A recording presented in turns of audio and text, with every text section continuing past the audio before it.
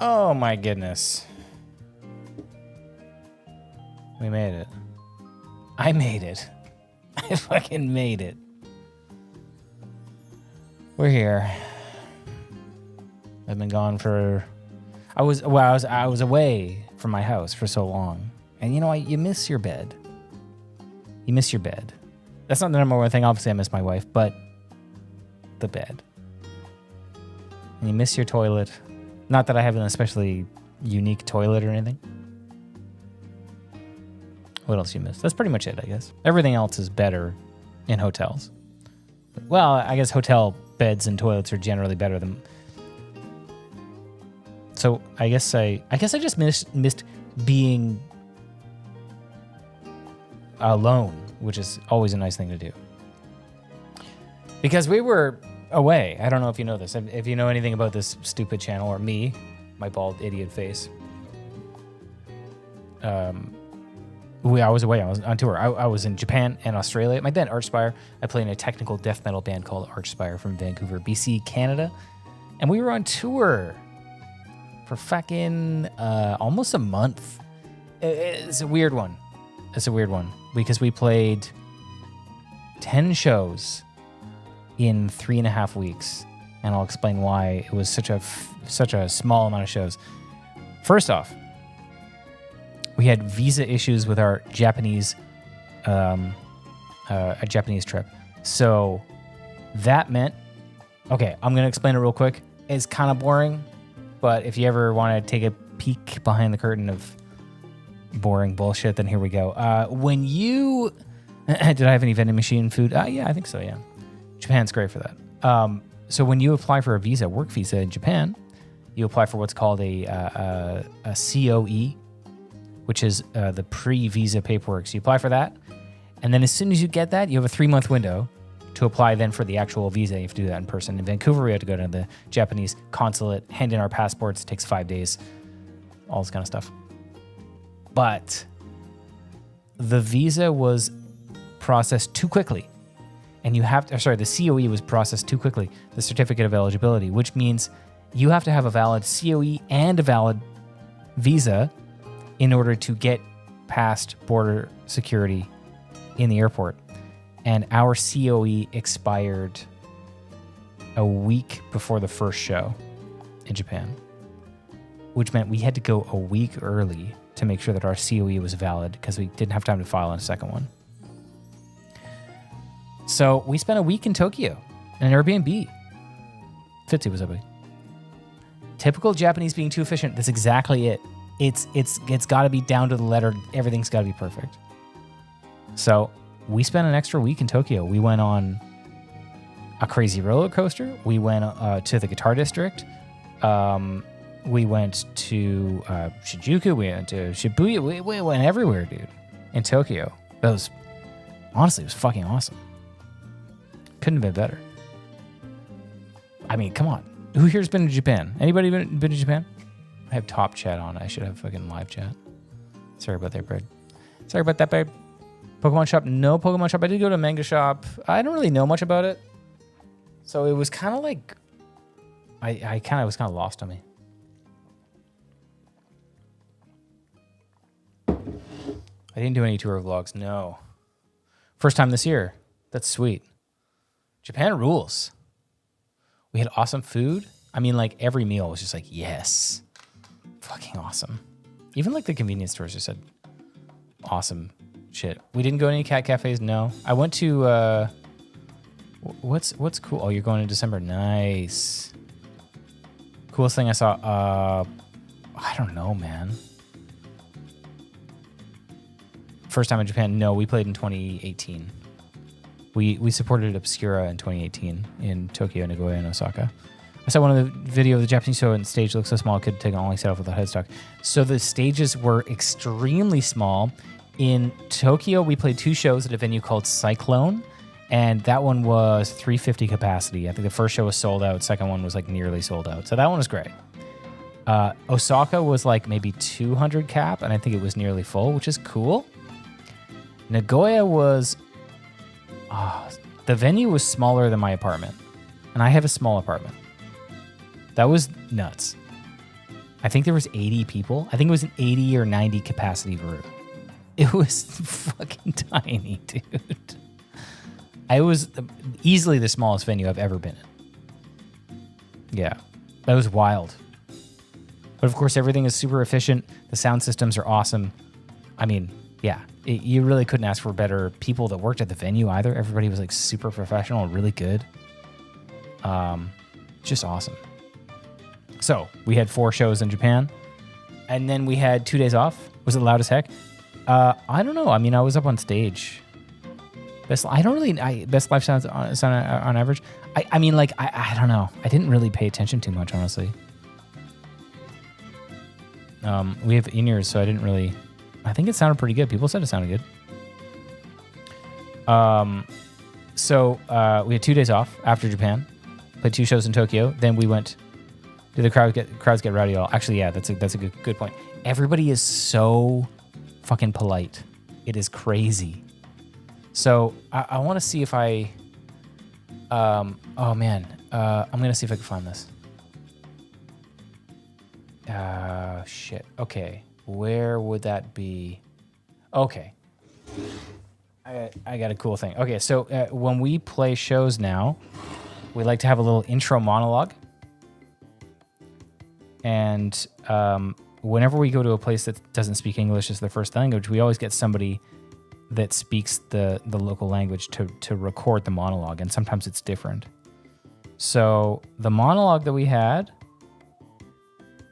okay, here's the monologue we usually have. Okay, so we're starting playing, right? And before anything starts, we have this monologue over the PA. It says, "Attention. Attention, ladies and gentlemen. We regret to inform you that Archspire's performance this evening has been canceled." I repeat, Archspire's performance this evening has been canceled. As a last-minute replacement, we present to you 5 old, balding, alcoholic losers. Please enjoy the show. Refunds are no longer available. That's the thing that we say on the loudspeaker, on the PA, before the set starts, and then we start playing. So it's kind of a dumb thing anyway. The thing that we had in Japan was way dumber than that. It was so stupid. And I don't know if people were laughing out of just being polite or what. But we spent quite a while workshopping the script. Let's see if I can find it here. No, not the tour we did. We're not actually touring with Periphery. We're just doing 2 shows. Was there more pressure to perform efficiently being in Japan? No, I didn't find any pressure. No, I just normal shows. I mean, like I said, we played Japan before, and we kind of remember what it was like. It's not too much different. It's just everybody's very, very polite. Okay, where the fuck is it? I'll see if I can find it. Okay, here we go. Okay, here's the amplifier bar in Perth and tiny. Oh my goodness, dude! The Nagoya bar was maybe a quarter of the size, maybe, than amplifier in Perth. Dude, totally different kind of game. Okay, so in Japan, so this is before we start playing. We had the tour manager, or one of the guys that ran the tour, that booked the tour, Ben, record this. He's a dude from France, so he has a French accent. He translated this into Japanese, and then we tracked it and we played it on the PA speaker before we started playing. Okay, so Ollie, our vocalist, is standing there, and this is what he says in English. He says, "Okay, hey," he hasn't said anything up until this point. He says, "Before this tour, I hired a teacher to teach me some Japanese. Would you like to hear me speak some Japanese?" And so people say yes or whatever. He says, "Okay." Then Ollie puts his mic up to his mouth and basically lip syncs this entire thing that's then pre-recorded in Japanese, playing over the PA. In Japanese, just imagine this is in Japanese. It says, "Good evening, everyone. We are Archspire. Thank you for coming to our concert. The man I hired to teach me Japanese told me that it's very important to pass along this message to you."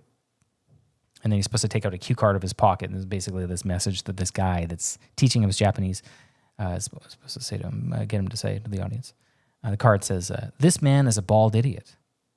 He has no clue what he is saying right now. He hired me to teach him Japanese, but he didn't pay me. He's clearly a disgrace to his family, and his body odor brings tears to my eyes. I saw his penis through his shorts once and was comically small. I'm sure he has a difficult time maintaining an erection, and no woman could gain sexual pleasure from lying with him. Now prepare you, and at that point, everybody's cheering between the things because the whole idea is Ollie doesn't know what he's saying, but the audience obviously does. And then it says, now prepare your ears for more music from his terrible, terrible band. Please clap so he thinks he's doing a good job. So we got a decent response from that. Which, yeah, I mean, we like doing stuff like that. So we did that in Japan. We also had people come up and play Twister. So we have these custom-made Twister boards now. So we bring those to each show. They're like 4 times the size of a regular Twister board, and they have like a Stay Tech in the middle and stuff. So we do 4 shows in Japan. Where'd you play in Nagoya? Oh, shit. Can't remember. Very small venue. So we play those 4 shows. We fly over to Australia. We have 2 days off in Australia. Really comfortable, nice hotel, kind of just chill out. Then we start playing the Australian dates. We have 6 shows. We had Ingested and Werewolves supporting us on that tour, both great bands. And so we started basically like the day before the first show. Ollie was telling us, or somebody was telling us about a shoey, basically. A shoey is a thing in Australia. It's like a local thing where you drink booze out of a shoe, which is fucking disgusting. Obviously, it's disgusting. And so we thought, it might be kind of fun if we have people come up and compete for a t-shirt, and whoever does a shoey quickest, wins a shirt. And so the shirt is basically, I not know about them before. I'd sort of like, no, I'd like known about it kind of, but like I'd never thought about it more than once. Out of your own shoe, exactly. So here's the thing. We went to a secondhand store, a secondhand shop, and we're like, let's get a shoe in case somebody in the audience doesn't want to drink out of their own shoe. Because we just want to be safe. We want to make sure that if somebody came up, then the first show, they immediately took their own shoes off. There was no need for us to buy a shoe. You thought that was Canadian? I don't think I've ever seen anybody do that here. It's fucking disgusting, if I'm being honest. It's really gross. So they compete. They come up on stage. They chug an entire beer out of their shoe, and then we present the winner with a shirt. But the shirt is not an Archspire shirt per se. We had Toby draw a custom shirt every night. I'll see if I have a picture of any of them. They were fucking bizarre, ridiculous. I don't even know if I can show them on here. They're so disgusting. I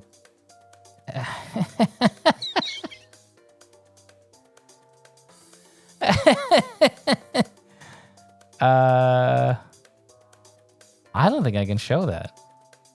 I don't think I can show the shirts that he makes.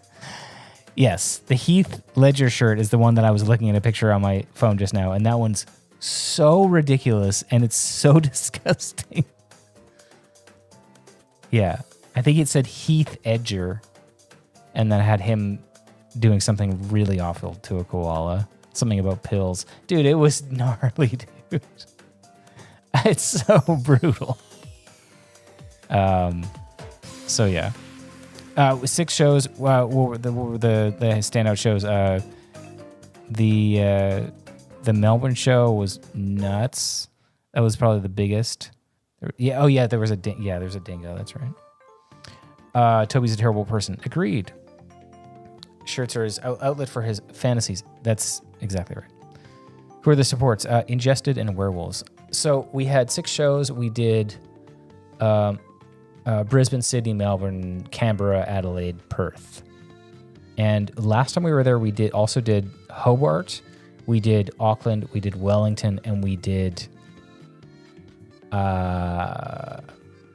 one more show. So we did 10 shows last time. This time we just did 6. But we can't wait to come back. Holy crap. Australia is awesome. I mean, we had such a great time. And so visa issues to start. We had a week off. 10 shows, pretty much in a row, more or less. And then we had about 5 days off at the end because our vocalist Ollie got married in Australia. So we went up to the Sunshine Coast, a little town there. And dude, it was great. No Psychroptic. Psychroptic is playing with Obituary, I believe, coming up. So I don't think that they would do both. So we got back. I got back just under a week ago, maybe 5 or 6 days ago. I'm still trying to get over the jet lag. I just messed me up. It messed me up. And then the thing that I just did the other day is I got tattooed. I'll show you guys what I got done, and then I'll play some music. It's nice to be back. How's everybody doing here? What's going on? Anybody here have something cool going on? Is there anything new? Something I should know about? Time difference is, what was it, 16 hours? I think it was 16 hours.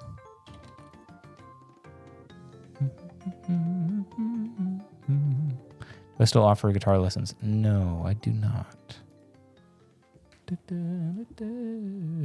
Not much in the way of teaching. I probably should. I feel like I would probably benefit from it. But at the current moment, no.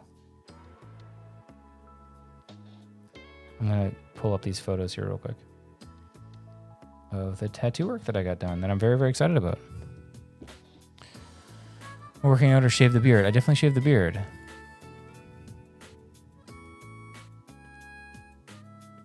Building a new Kiesel 8. Nice. Can't decide the color. Ooh, very good. Everybody's making videos with the Fender Toemaster Pro. Yeah, dude. I heard that's pretty sweet. You're doing a music video from your new project. Oh, that's awesome. You went to Canada once in the 8 hours, had me screwed for weeks. For weeks? Ooh. That's no good, bro. I'm Incredible News. My DL8 come up about a month ago. Oh, dude. Hey, Jack Howells. Congrats, man. Thank you so much for picking one of those up.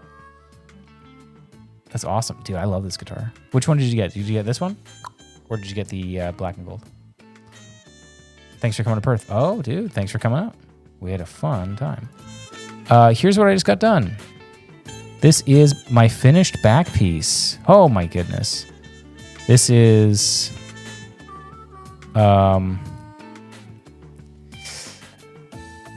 10 sessions? I think 10 sessions. This is the work that I just got done. So basically just this side of it here. All the detail in the clothing here. And then this little hook up here. But yeah. It's finally done, dude. How many hours? This was a 6-hour session. Most of them are 5.5 or 6 hours.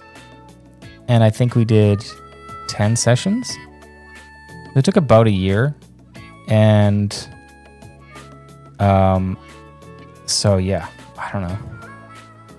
50 hours, 55, 60 hours, something like that.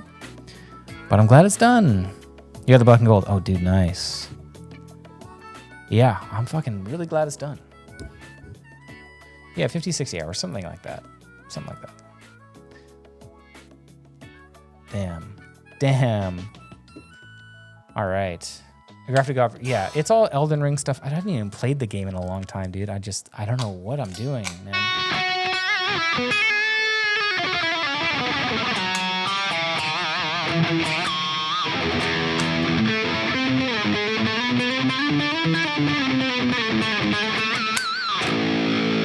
Yeah, so yeah, not Godfrey, Godric there, but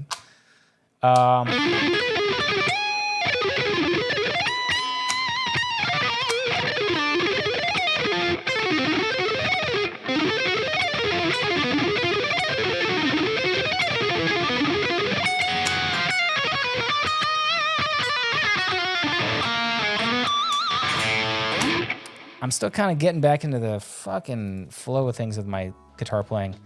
I haven't been playing too much. I played, like the last couple of days, I've sort of just been getting back into it. Took a bit of a break. So my left hand is still not there yet. Well, I mean, hey, my right hand is also not there yet. Any shred routines or practices? What I've been working on as my warm-up now is...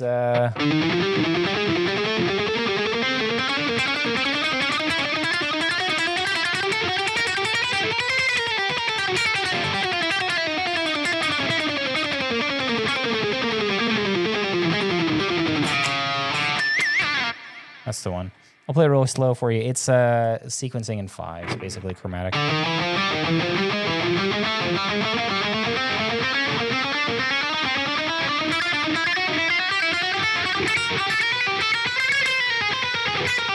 Ah.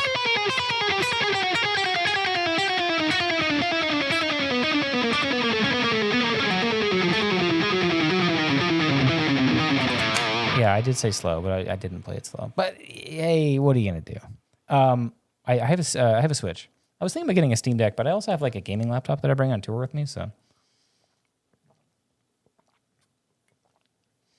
I need to active pickups. Not really. I used to. Do you have identical tones, Toby and I? Yeah, pretty much. He built them, so I didn't.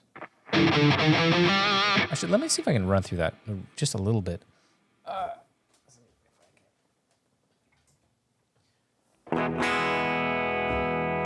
How's new material going? Oh, it's going. I like what we got so far.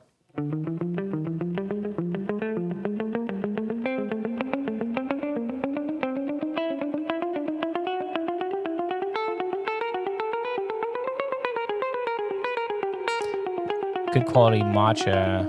No, I don't really drink matcha.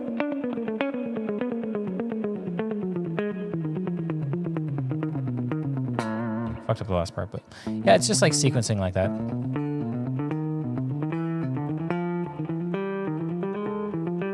You have to do some pixelanting.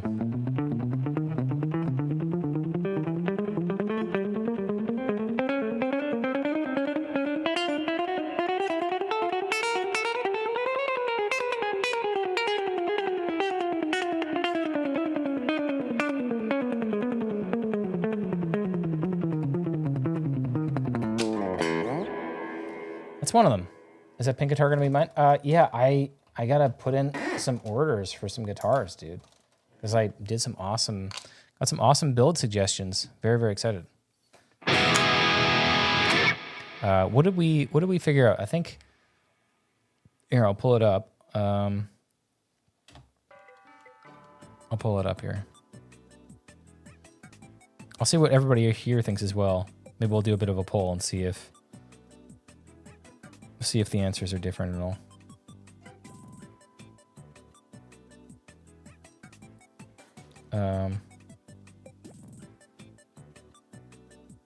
Where is it? Oh, there you go.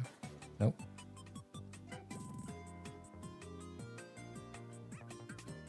Who the hell? Oh, I don't remember where I had this picture. No. Multi-scale one? That one is pretty sweet. Okay, so I got all of them side by side here. I'll just send it to myself.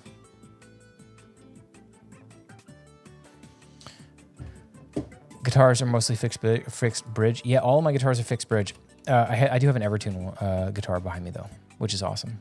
They just don't do a Floyd 8 or a Trem 8 in a non-headless version. So, will you be amazing after my course on sweep picking?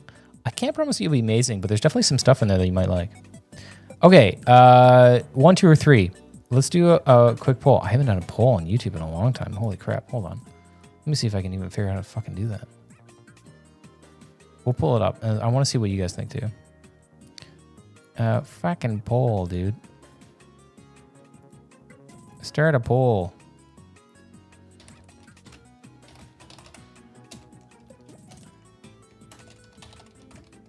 We're gonna do left, middle, right. All right. So here's the options: left, middle, or right. That'd be my first multi-scale. Honestly, I didn't even. My wife built that one. I didn't mean for it to be a multi-scale. If that's why you're picking it, I don't know if I'll actually keep it a multi-scale. But it's just a really sick color scheme. Number one all day. How many guitars do I own? Like 10, something like that. Not a crazy amount. Definitely some. 10 is more than none. You know what I mean? Number one all day. One. Got a lot of love for one, dude. Canada, why? I just love living here, dude.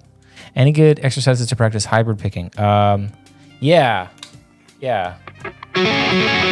Just take like like the top section of like a minor bar chord. The 4 notes on the top.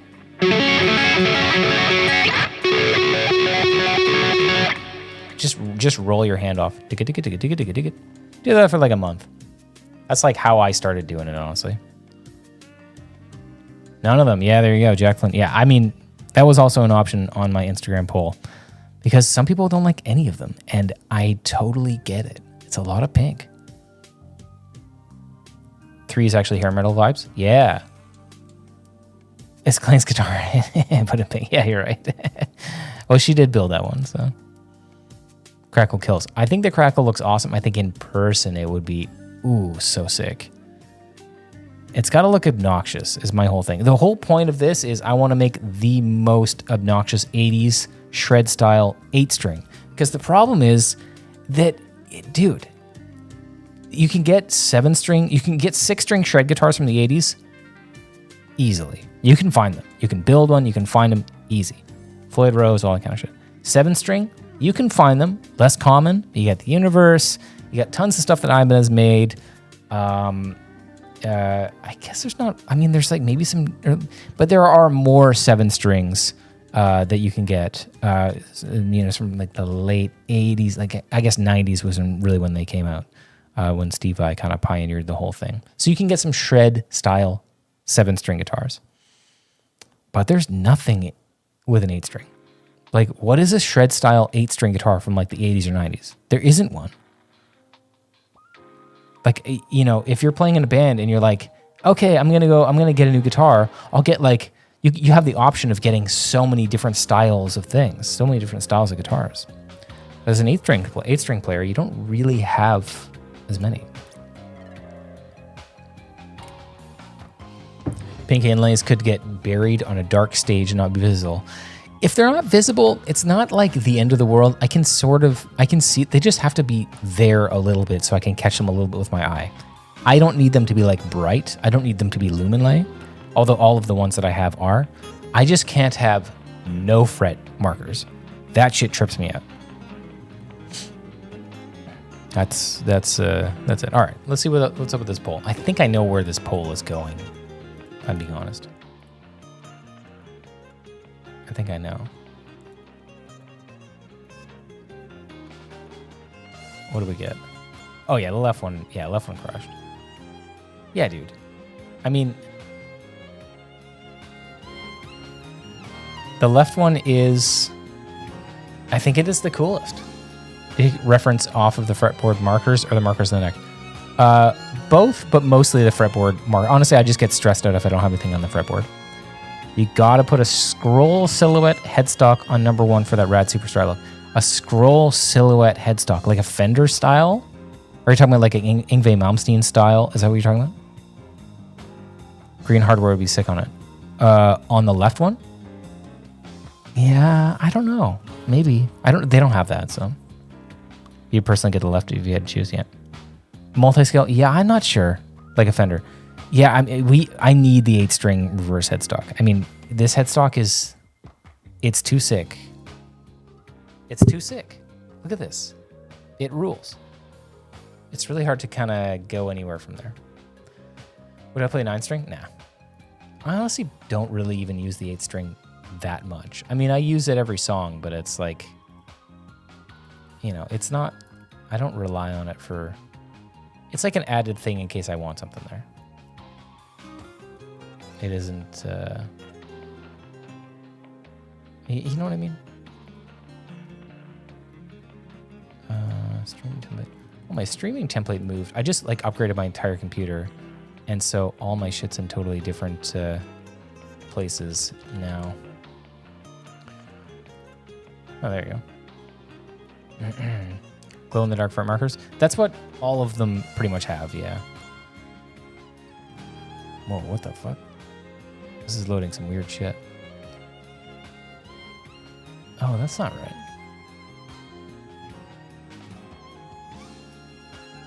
I was going to watch a couple of videos because I wanted to watch some stuff and try to maybe learn some shit. So maybe that's where we're going to go instead. unless I could find it right here.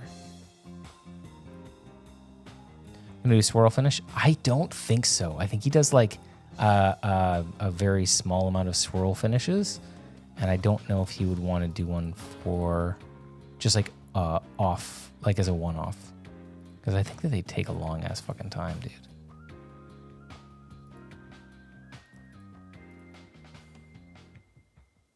Would this be first pink guitar? Maybe, yeah. Yeah, maybe it would be. New Archspire acoustic songs. Oh, yeah, dude. Saw you guys in Brisbane. Hey! You talked and appreciate the bedbugs. Yeah, that's great. I actually don't know where the fuck my streaming shit is. Yeah. That's weird.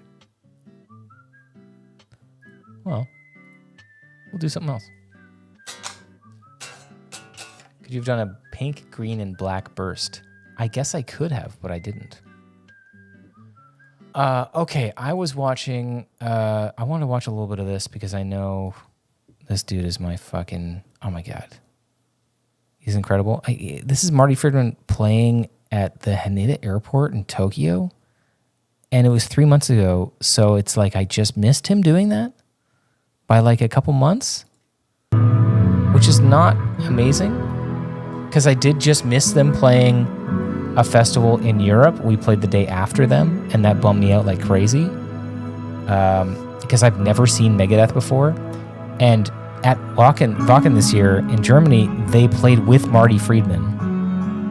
And that shit, I mean, oh my god. I fucking really wish I had seen that. What body model is my signature? Is an Aries. I watched a couple minutes of this already, and I was like, man, his bends are fucking wild, dude.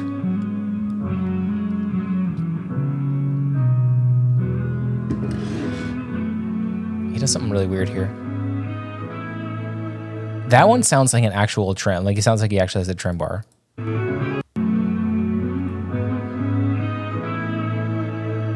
Like, super cool.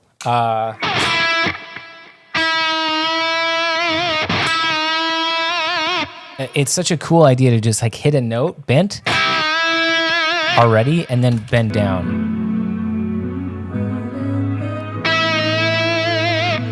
I mean, give me a break. It's so cool.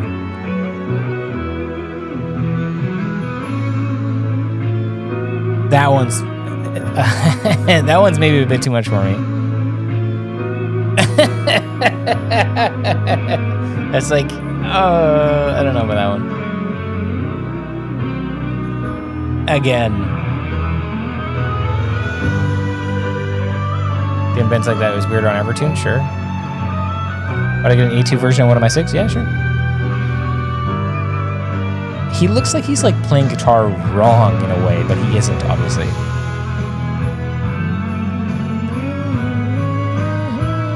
I don't know what song this is. Japan Heritage official theme song. Okay, yeah. This is from an album, I guess. You can pull it off on an Evertune. You just have to have it set up at the edge of zone 2.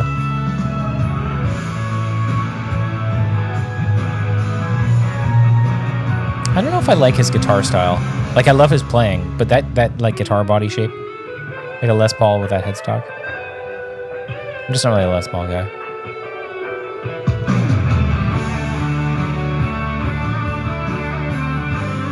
I don't mind the headstock.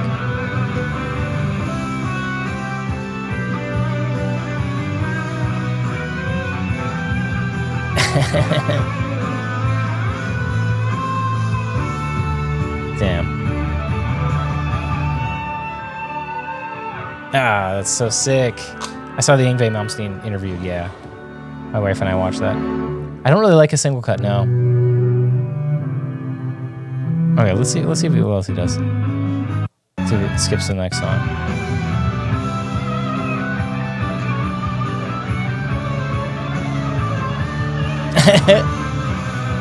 What the fuck was that? What the hell is that? That's a funny lick, dude. Let's see if we can pick that up real quick. I don't need it that slow, I don't think.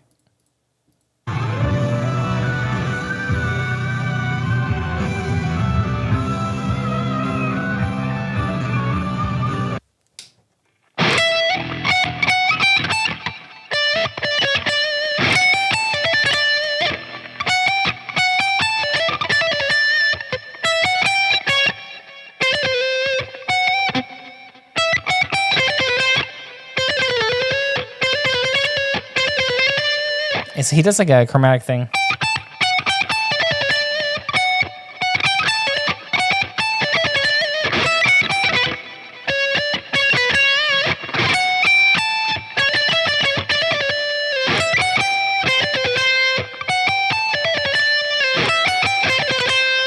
Yeah, I'm never really that great at this vibrato up in the B string.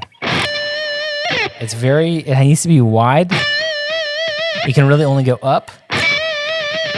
And it's a bit limiting. I'm really used to everything down. That's kind of where I usually go.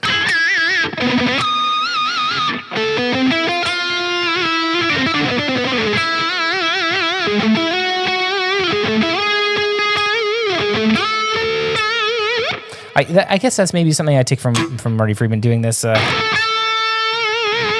It's pretty close to kind of what he does. But he does like a little bit of an extra kind of like grossness on it.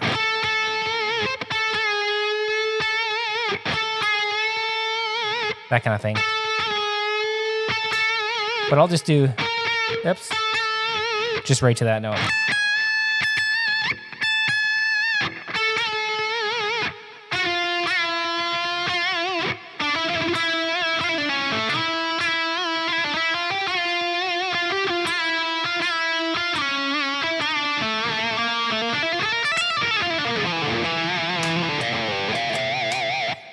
What's his wrist in there? Yeah, dude. I mean, he's great.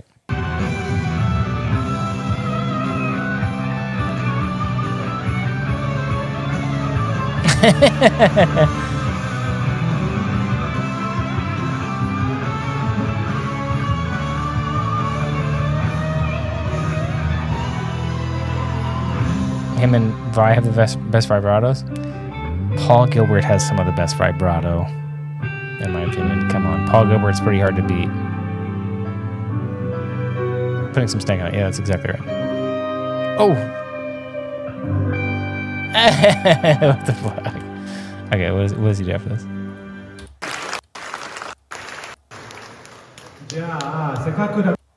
I don't know Japanese. I love you guys. You love the headstock? The headstock of my guitar or Marty Friedman's guitar? What's the most tech death thing you could play using the blues scale? I don't know. Tech death with the blues scale? Like, I mean, if you just avoid a bunch of the other notes, you could probably write...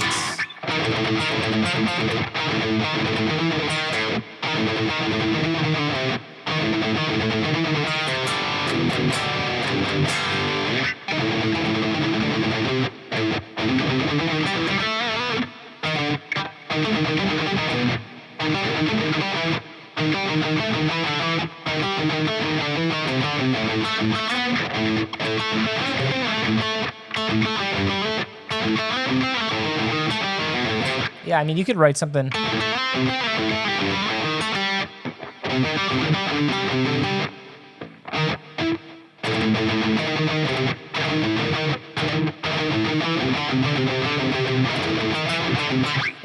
It does kind of, I don't know. Keep on coming back to Pantera. It doesn't really like tell me tech death when I'm listening to it. You know what I mean?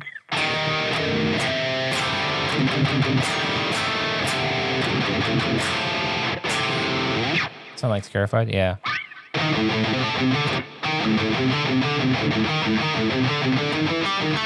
As soon as you do any of those chromatic sort of passing tone upwards, you get blues. So it's like tech death requires diminished intervals. No, I mean, I don't know if they. I guess it's definitely a staple to do diminished stuff. I mean, you could just do if you were in pentatonic. What else is off of the 5 there's a minor 3. You could do those two. It's not diminished, but you get some sort of stacked minor 3rds off of the 5th there. There's no minor 3rd there. That one sounds kind of cool. Sounds pretty out there. I'm in drop A right now, so but yeah.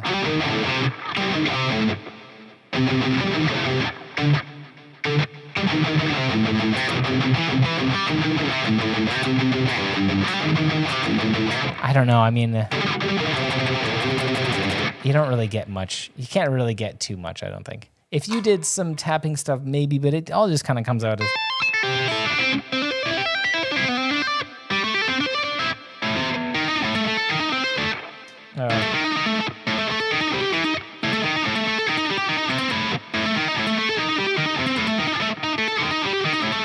if you did like maybe another mode at a pentatonic minor, I don't even know all the modes of pentatonic minor.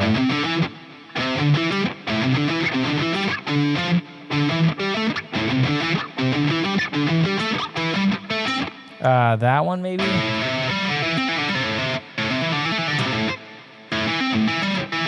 Yeah, you don't really get anything. I don't know. You don't really get anything dark. You know, it's just, why do I like Dream Theater so much? I don't know. They're just fucking rad. I haven't listened to them for a while though.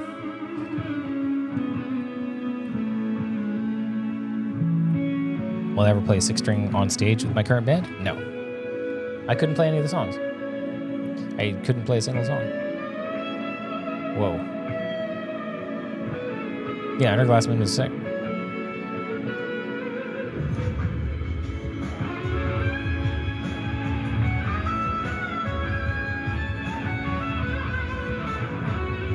Damn.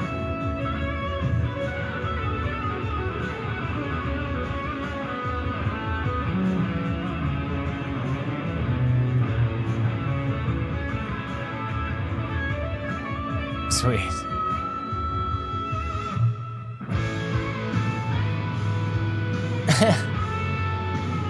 This must all, I don't know any of this stuff.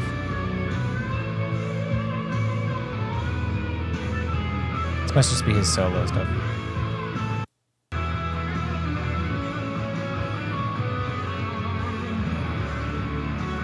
Ever tried double drop tuning?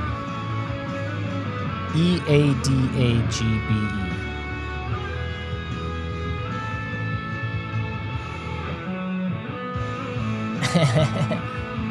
The tuning that we're in is E-A-E-A-D-G-B-E, so... Is that what you're talking about? Or are you talking about dropping the E as well to D? Oh yeah. I can't see the video. Oops.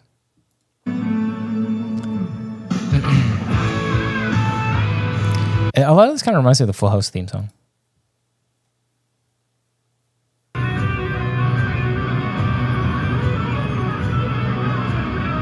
What is he even doing with his right hand?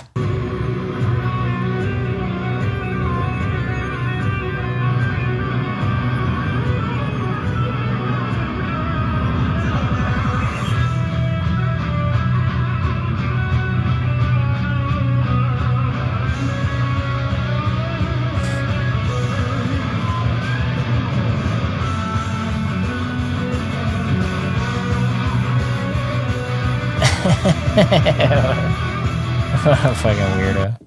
Dude, I actually wouldn't mind watching a little bit of this Yngwie Malmsteen interview with Rick Beato because I watched almost all of it. And he played some hilarious shit. How I did this? Nothing. What was he playing? I came to Japan. I've been playing guitar for a long time by then. And the Japanese interview. Yngwie, welcome. Let's check it out. Thank you. Finally. Finally. Yes. The first thing I want to ask you about. I saw Rick Beato on the when we were at NAMM one year, and he was just walking on the street, and I was like, "Hey, man." I don't know why I said hi. I don't know. He's just like, "Hi." I'm like, cool. Now I could say I met him. I don't know what the fuck is the difference. I don't know. He is killing it. He's crushing it, dude. He's awesome. Is about Rigby string Auto. gauges because you use a hybrid set. Well, it all derives from when I was very, very young, and I would play all the time, and the strings would always break. So I'd go to the store and I love buy that you can hear single all of his strings fucking when I bracelets had to, right? jingling. Yeah. Sometimes I'll buy a full set. And I realized when I bought the full set, there was an 8 or 9, sometimes a 10 even back in the day, the tension was never the same. I think he says at one point he uses 8s, which is like fucking insane. 8s? If anybody, I don't know if everybody here plays guitar, but 8s are fucking thin, dude. 8 to 46. Dude. That's just, nah, dude, nah. So this love string eights? and All this right. string would be different. I gotta tension. try 'em In out. other words, the high ones will always be more tension Okay. than the low ones. I feel like your string would just get away from I you. decided, well, maybe I should have the thin ones, 8 ones here, and the sounds thick scary to ones bend, on yeah. the bottom, and the whole guitar feels more balanced. That's basically how I came to this conclusion. This is a long time ago. Yes, 8, 11, 14. Look at his Then shoes. 22, 32. 22, 32, 46, or 48, depending. Okay. And the cool thing is that on the back here, it's got the bullet in. Or It's 48, actually made depending. for this block on the Oh my God, the Stratocaster. Ferrari. So it will stay in tune perfect. A lot of people will be surprised that you use 8s. I always knew that you used thin strings. Yeah, very thin. Tell me about the theory of this, though, as far as when you're playing things and how it feels with the pick. You're not a small guy, Yngwie. You got huge fingers. Playing with 8s is like playing with hair. Ew. That sounds disgusting. That's like my fucking a nightmare, dude. You just have guitar, just hair. Ugh. If you bend with an 8 after using a 10 forever, you bend to the moon. Yeah, I use 10s on a 27-inch, and I always have. It's just, yeah. Yeah, you use these thin strings. You like the control, though, of it, right? Right. For the longest time, I heard there's a lot of theories that you hear, as years go by. Hair is a nightmare for bald man, thick dude. strings, All right, more let's this just calm sustain down. or more this. It does not. Does not. Okay.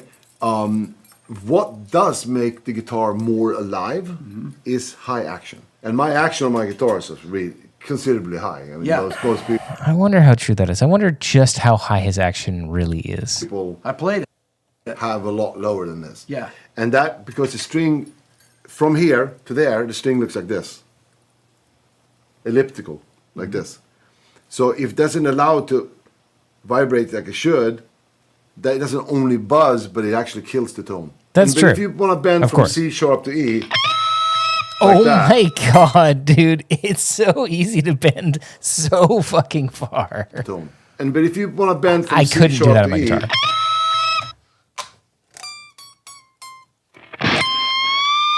I can't even go up that high. There's just no way. I mean, he's bending up a minor third on the highest string. I would break my string. It's just not, it's not possible on 10s. It's crazy. like that, When do that, you for need to do instance. that? When do you need to why bend a minor would you want third? to kill yourself? What's the benefit? There is no benefit. No benefit. Okay, you also said that if you get a Okay, nick but in okay, your- so you're talking about it's really high action, but he uses 8s plus scalloping plus jumbo frets. Okay, the scalloping jumbo frets aside, if you're using 8s and you have high action, aren't you bending it out of tune a lot more? Aren't you going to get a lot of pitchiness with your playing? pick, you immediately throw it away. Yes, and that's because I do a lot of these. Light touch. I mean, how light? I mean, I have a pretty light touch. It's like if you pull the string down, it pulls it sharp.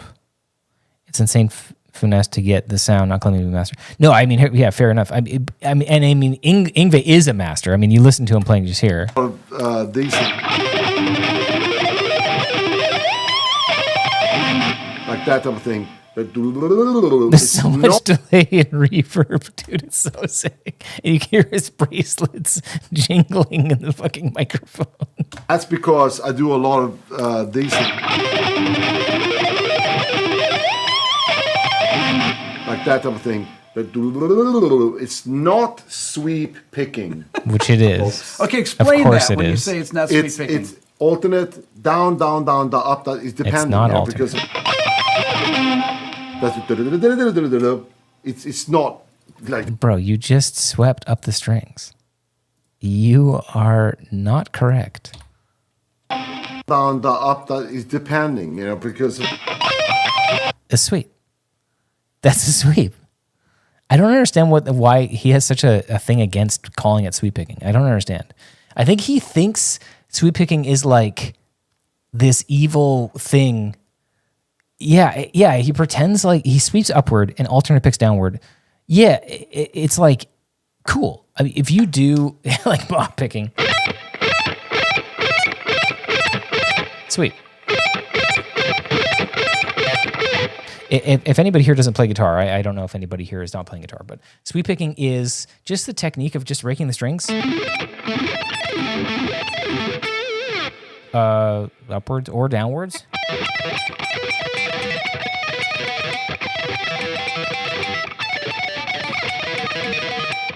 Hopefully cleaner than that, but so instead of doing alternate picking like that or whatever else, you're sweeping. You're just raking through. It should be rake picking or whatever. But he seems to have this thing against sweep picking like crazy, and I just don't really understand it. it's not like this, Right. And all of this comes from me always playing with my ears. I heard something, like I heard a violin, something like that. That's not a guitar lick, Right. And I just heard it from either That does Bach sound or really cool. Vivaldi or Paganini or something, these things.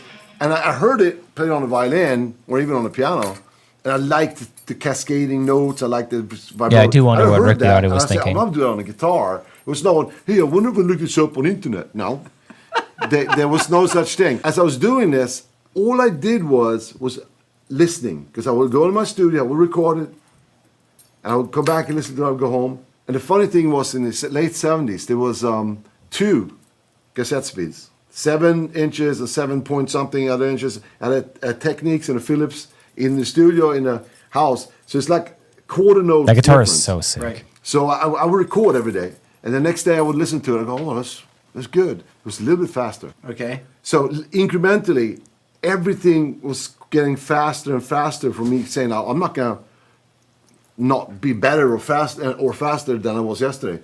So you hear something from 1977 or something, I would play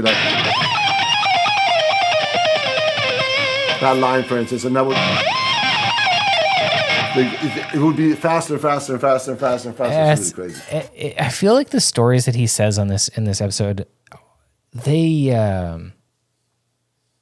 might be, I don't know. He's got a couple anecdotes where I'm like, did that happen? And I love him. I love Yngwie. He rules. He's like one of my favorite guitar players. But a couple things, I'm like, stories get exaggerated as years go on, I guess. But anyways, to get back to the long answer. Probably about picking, because sweep picking sounds too modern for Yngwie.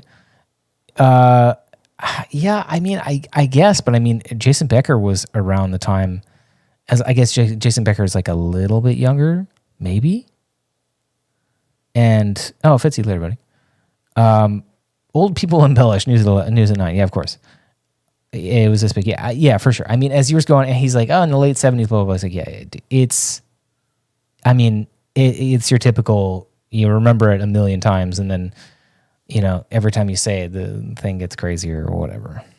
But yeah, I mean, Jason Becker was sweeping, and it's same era. I get Hulk Hogan vibes from him. The stories are cool, but mostly completely wrong. Yeah, I mean, a lot of them you would have no way to fact check anyway. There's a connotation of sweep picking not being musical, which is something he's been called all the time. Yeah, for sure. Yeah, that's the thing. There is a negative connotation of sweep picking not being musical because there's some guitar players that have just an arpeggio just up and down. That's it. And that's probably what it is. He doesn't want to be associated with that term because of this. But it's like the thing he's doing is sweep picking. So I don't know. That's the charm of him. True. Never thought about how I was holding the pick. Okay. I never thought about how I was dividing the picking Right. up, down, this, that, whatever. Backwards I never later? thought about how I did this. Nothing. Yeah, In I mean, you're probably right. 1983, I When came does to surround Japan. arpeggios come out? I've been playing guitar for a long time by then. And the Japanese interviewer goes, "How do you hold your pick?" And that was the first time That you ever thought I of it. even looked down on my hand. Right. Oh, like this, you know. Oh. And it turns out it's something like this. I don't know. And you use a really Yngwie or Van Halen, dude, for me, Yngwie every day. I love Van Halen, fucking rules, but Yngwie is... When I saw Yngwie in Orange County, like 6 years ago, it, like I've said this a couple times, it's like he walked out of my imagination onto the stage. The man is like... he is a cartoon character person. He's like very large. He's got giant sideburns. He's got like leather pants. He has a million bracelets and rings. He comes out and he's playing faster than the rest of the band. And they just have to keep up with him. And he's lighting guitars on fire and he's throwing them off the stage. And there's literally like a fucking like 50 or 60 cabs and heads on the stage. And the drummer plays beside them. He doesn't even play in the center. The drummer plays beside the cabs. It's Yngwie's stage, and then the rest of the band is tucked over in like the dark corner of the stage. It's hilarious. And he'll drop kick picks into the audience between riffs. It's unreal. I mean, I never wanted to play guitar more immediately after that concert than I in my life.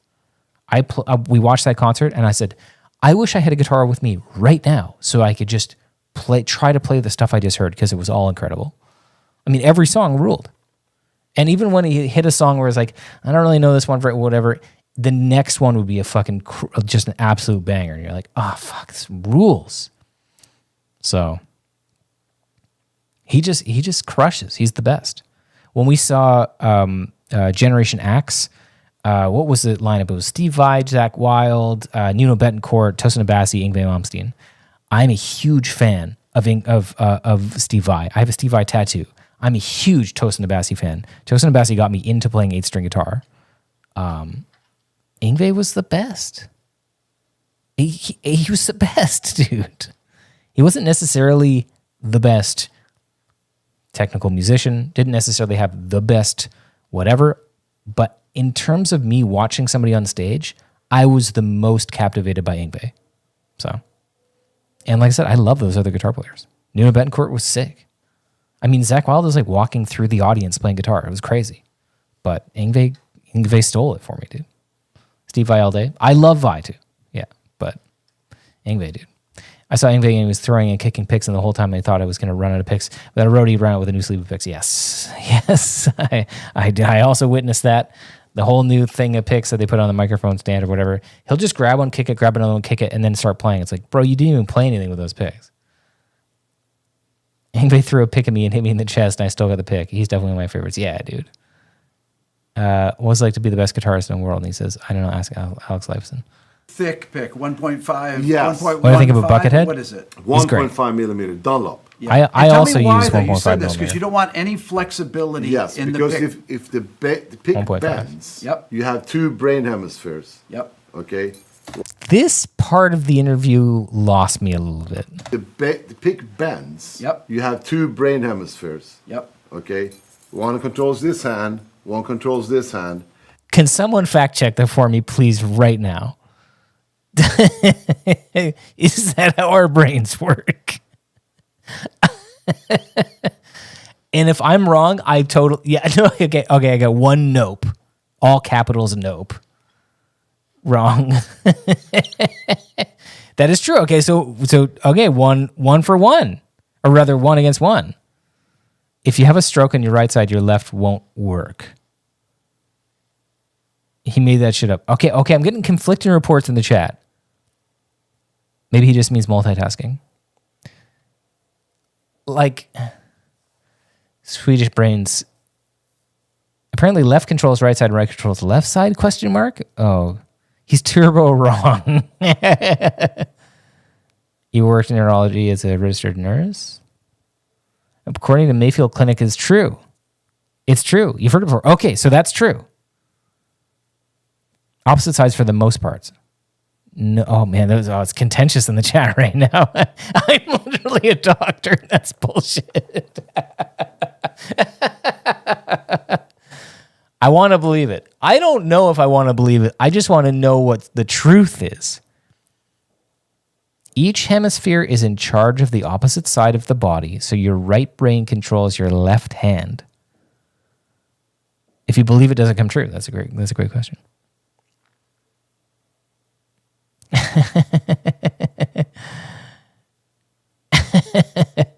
Well, I'm not saying I know. I don't know. All I'm doing is asking questions. I don't know what is true. It sounds strange, but again, I don't know shit about fuck. Let's be honest. Let's pretend that it's true and we'll never find out for real. Great idea. Let's keep watching. If you want to play something like, let's say when this hand, Okay, your brain. let's go back to him playing this. No one's ever got in trouble for just asking questions. Okay. If you want to play something like, let's say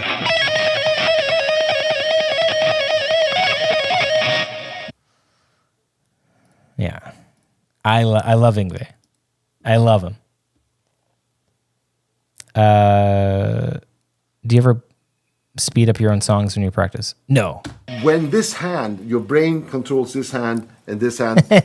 Lil Wayne solo 3,000 times. The thing is, you can't give him shit because Ingve that is his style. What he just played is him. That's what he sounds like, and it fucking rules. And I don't even think I would. Let me learn that. Let me learn kind of the general kind of gist of what he just played. Thing like.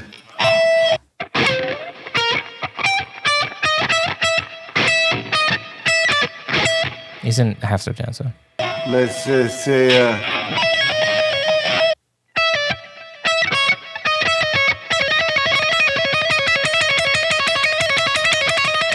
I mean, it's like that's kind of what he's playing.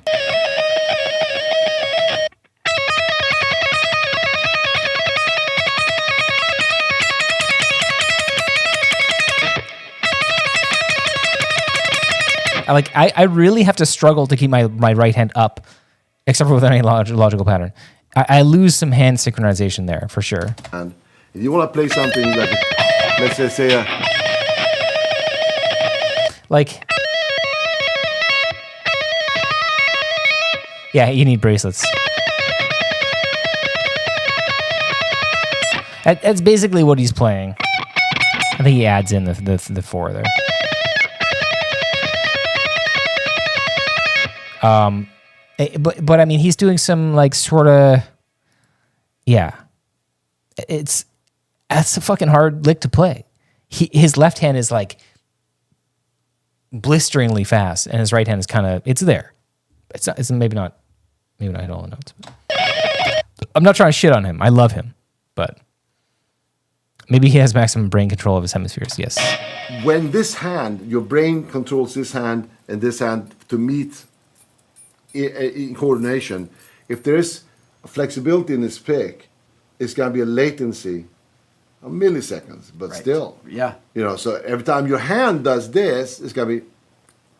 Now, okay, I'll be the first to admit, I am also guilty of using like kind of pseudoscience to prove a point to a student. I have done that. And then said something, and afterwards I go, is the thing I said bullshit? Whatever. And then you just kind of don't think about it. But, so I've been there. I don't know if the thing he is saying is true. But let's just assume that he's right. Hemispheres control the opposite hands, and that has something to do with guitar playing. Let's just say that.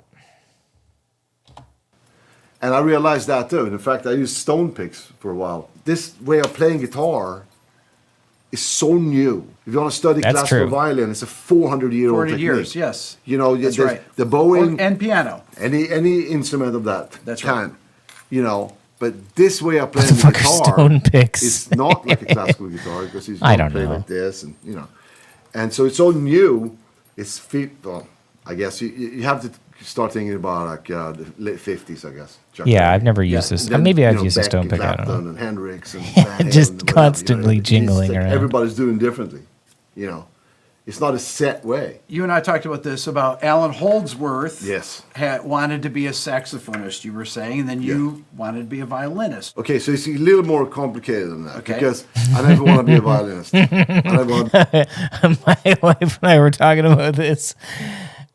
Sometimes the answers that he gives, because we watched this both in a car ride from the Brisbane airport recently, and so we were sitting in the backseat of the car watching this, and we both noticed that he does this like this way of answering your question where he like invalidates the question. Somebody will say, so you, what do you think of this? Do you think this way or this way? And the answer is, I don't think either of those ways. I think, my way of thinking is evolved. It's ascended past the two simple caveman answers that you gave me the choices of. You know what I mean? Like, and he does this sort of diverting thing with the answer sometimes. It's pretty funny to listen to. Submission audio, was it, buddy? Yeah. My wife was there with us. We went to a wedding after our shows. I think beyond your two options, peasant. That's exactly it. Yeah, Steven Seagal guitar. That's actually really good because Steven Seagal has a lot of talent in certain areas, right? He's like, what is it? Is it judo? He's like got. I watched a video recently of him teaching evasion tactics and stuff, and it's like, yeah, I mean, he knows a lot of shit. But he's also full of a lot of shit. So, I'm not here to shit on Yngwie as much as it sounds like it, because again, he is one of my favorite guitar players ever. But it's a bullshit art. Yeah, it isn't. Yeah, he knows a lot about a thing. The validity of the thing that he knows a lot about. Whatever the martial art he is. It's not judo. It's something else. He knows a lot about that one thing, and the validity or the usefulness or the practicality of the thing that he knows. That can be up for debate, but yeah. Be a classical guitar player. Bullshit. I want to play electric guitar with smoke bombs and flash pots and Marshall stacks. That's sick. Double bass. Aikido. That's I what it never is. want to do anything else. But I felt that as much as I love Michael Deep Romeo is up there with the Purple best. I and agree. Sabbath Michael and Romeo bands, rules. And you know what's so awesome about Michael Romeo? He's just chilling. You listen to him on interviews or whatever. He's just a happy little guy. He's just, he's quiet. He's just there, and he writes all their music. All of Symphony X's music is, so says the vocalist, because we saw Symphony X in Vancouver recently, and it was awesome. It was one of my favorite shows of the year. It was fucking ruled. Michael Romeo, my wife is also a huge Michael Romeo fan. But yeah, he just chills. He's not in the spotlight, at least with that band. He's a cool guy who likes to pick string. He's sick. Yeah, dude. Yeah. His tone is really heavy, good. but the note choices were 99% pentatonic. Right. And when I first started, I got my first guitar on my first Bracelets birthday. jingling. And I was 7. On the day Jimi Hendrix died, they showed on the news that today Jimi Hendrix died, and they showed him burning the guitar at Monterey Pop. I said, wow, that's cool. So I took the guitar off my wall and I started playing. But I wanted to play rock and roll. And the first thing I heard, and I wasn't even aware of who it was Eric Clapton, because my mom had a record called John Mayall and the Bruce Breakers. Oh, yeah. And I didn't know what it was. I was 7 years old. I thought it was great. I said, oh, I like this, My Color And Basho then when I was 8 he's years great. old, I heard Deep Purple Fireball, which starts with double bass drums, Yeah. which is sick, you know.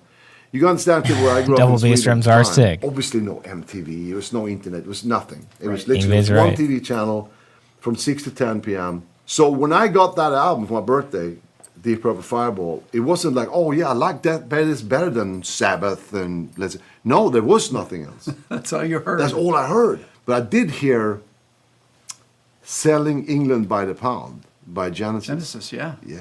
And when I heard that, Yeah. I discovered something that's called pedal tones. Very slow. But still, you know, the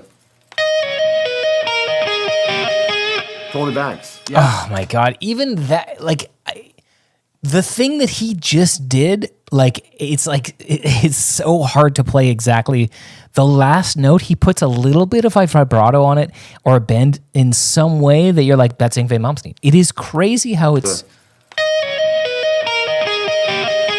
Tony Banks. Like, I don't know if you guys agree, but it is like, I don't know what he's doing, but it's like the little tail of that is like, that is him. He's just so fucking But awesome. still, you know, the Tony Banks. It's like, it's not even, maybe it's like, it's the eighths and scalping. Sure. Yeah. I'm not saying that it's, I'm not saying what it is. You're probably right. It's the thin strings, it's the scalloped, it's the massive frets, it's the half step down, but it's him, dude. You know? But still, you know, the Tony Banks. Yeah. You know, That's him, I didn't bro. listen to the guitar player. It rules. Tony Banks. The stuff, the inverted, suspended.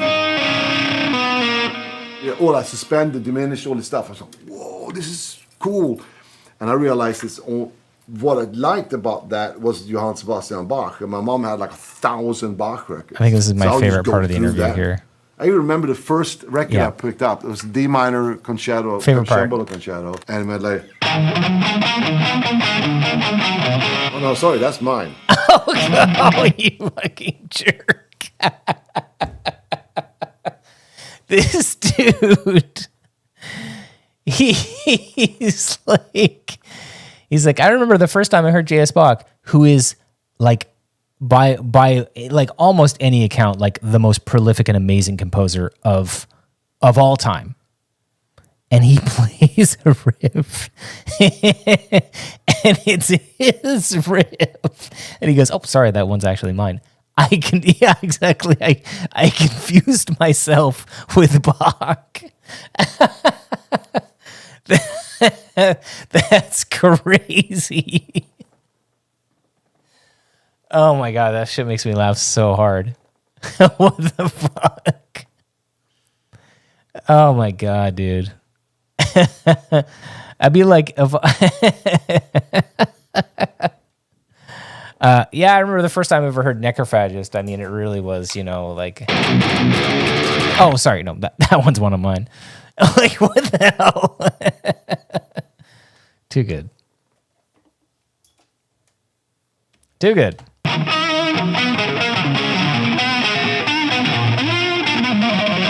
Something like that. Yeah. I love the sound of rock, the sound, you know, the stacks and the stuff like that. I don't want to play classical violin. How did you start incorporating these ideas, though? Did you just Mostly listen to the by just records? listening to it and get the feel. That's true. And, This shit is really true. Okay, so so Rick says, how did you like start adapting it to guitar? And he says mostly but listening to it. And that's fucking so true. If you listen to a shit ton of classical music, you're going to start putting it into your playing. Your compositions are going to have pedal tone riffs. They're going to have the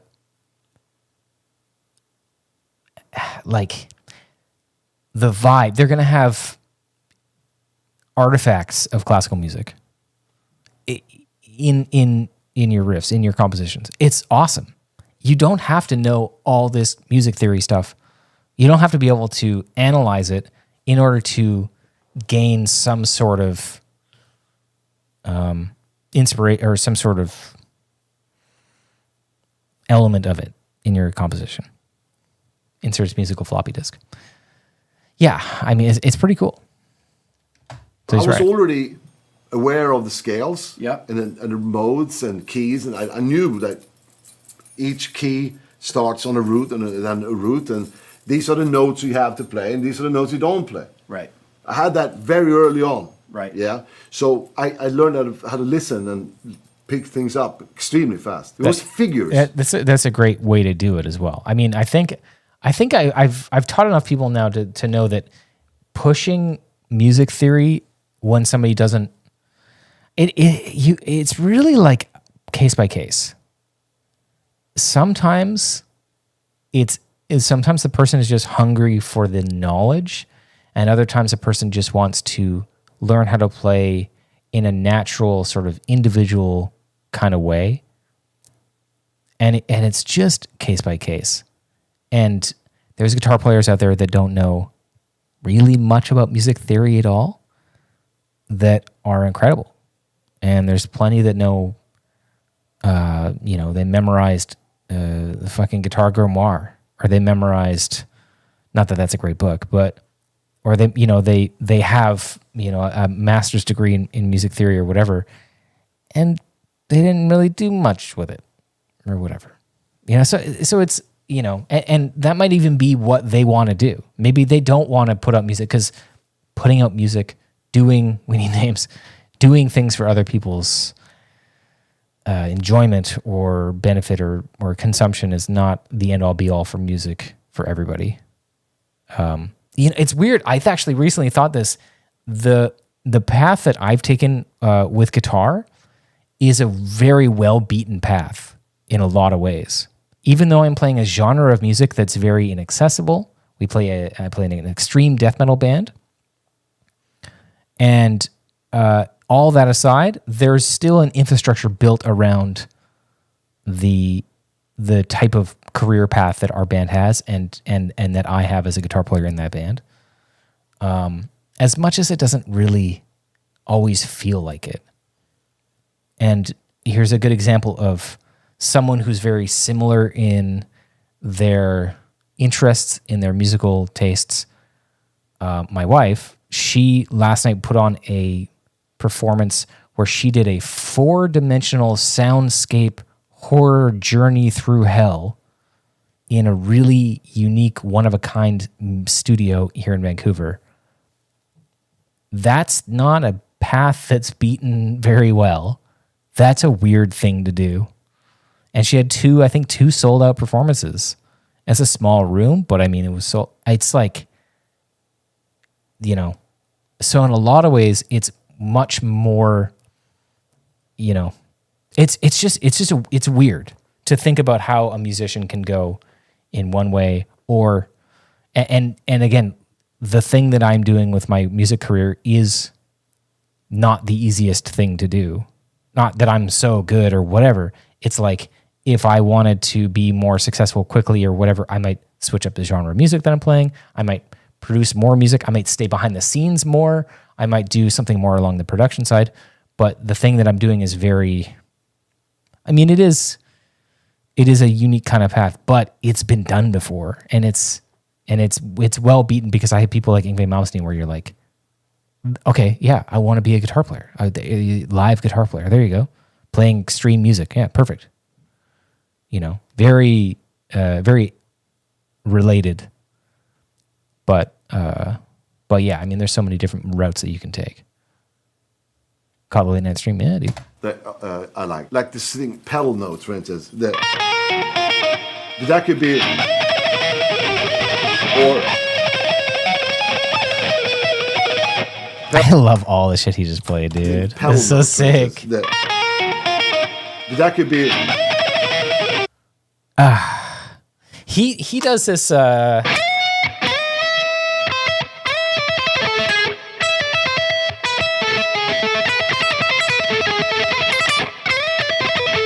He does it with a slide, which sounds so cool.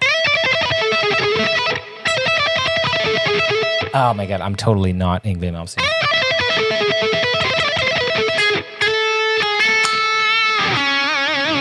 But yeah, I love, yeah, exactly. Sweet Picker, that's exactly right. You see, Muhammad from Necrophagist, here he is. He's a yes. The most neoclassical riff you come up with in Arch Part. Most neoclassical.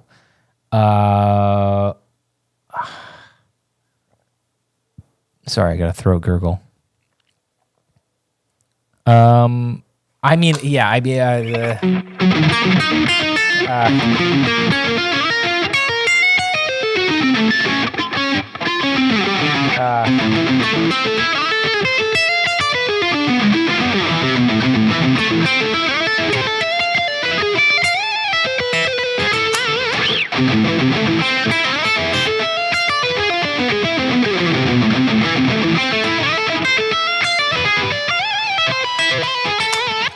that one for sure. Oh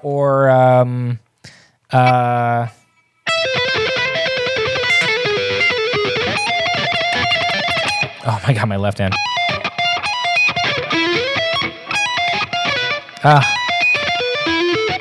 I can't just play that solo. My left hand's like cramping up like crazy. Anyway, that yeah, there's some stuff there. That's all very neoclassical sounding. Or pedal note could be a lot of different things. This is da da da da da da da. You know, whatever you want to do. First time I heard you, and The thing he says after, whatever you want to do. You know, whatever you want to do. first time I heard you, Yeah. and I heard you play those pedal lines like that, so clean and so fast. I thought, how's he do that? And then I see videos of you playing, and your right hand is so. It looks like you're hardly even doing anything. I'm not.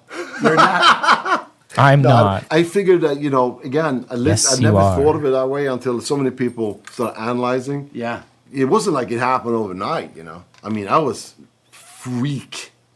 I'm talking a freak. I literally didn't do anything but play guitar. It was crazy. Okay, so when did you first play a Strat and a Marshall together? Many of the youngsters watching this probably don't know this. Youngsters. But brands like Ibanez, Aria Pro, and many others, some called Osaka and, you know, Rickemann or whatever, they made Strat copies. Yes. And they were exact. Yeah. I mean, they were exact. Yeah. And they were maybe $300, something like this. I bought them, and I had them, and I scalloped them and everything like Yeah. this. And then when I was 12 or 13, I had a summer break, and my mom says, we got to paint our house. I said, oh, how much are you paying the painters? 2,000 krona, which is 250 bucks, whatever. Probably was more at the time. I said, get the paint, get the brushes, I'll paint the house. Big 2-story house, all summer long, on ladders. I paint this thing. And I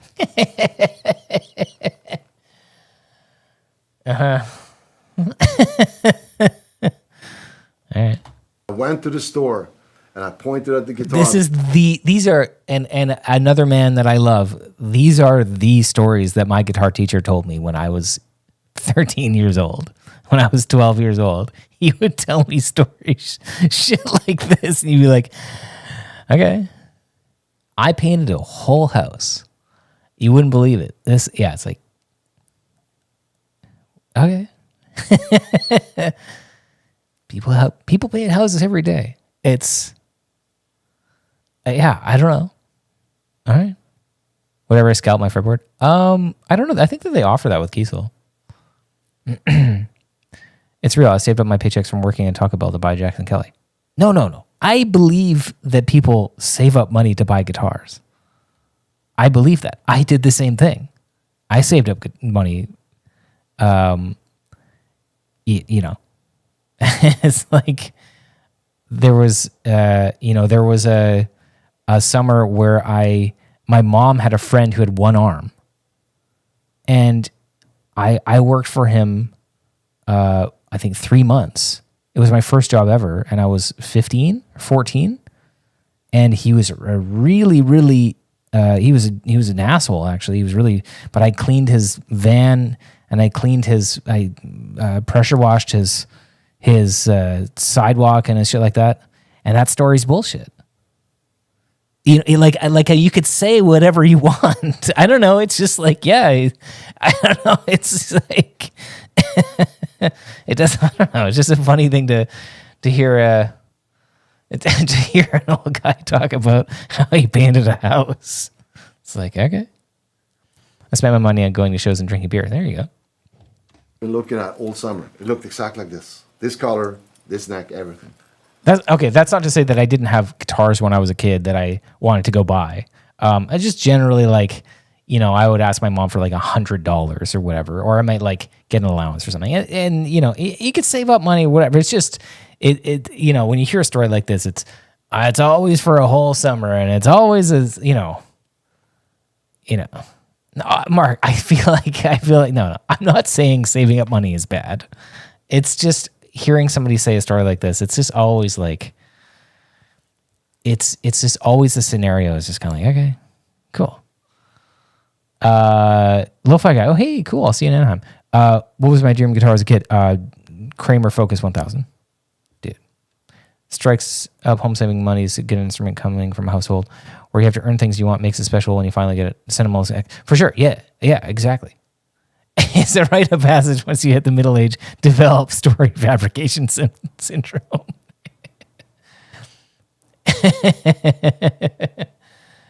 Dean, parents weren't as liberal with money back in the day. I didn't. It doesn't sound. I think John. I think this is exactly what I'm going with. It's always a big story about it, and it's like the thing with me is like you hear somebody say a story like that. I'm not saying that I think he's lying.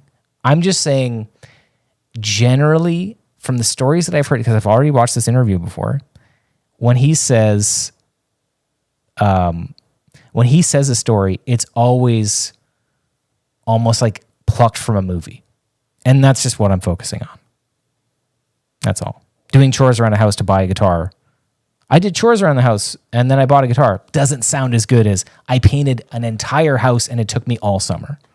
And I'm not saying he's lying, but it's just, I'm just going with the stuff that he's saying in this video. I'm like, yeah, it's just funny. It's funny.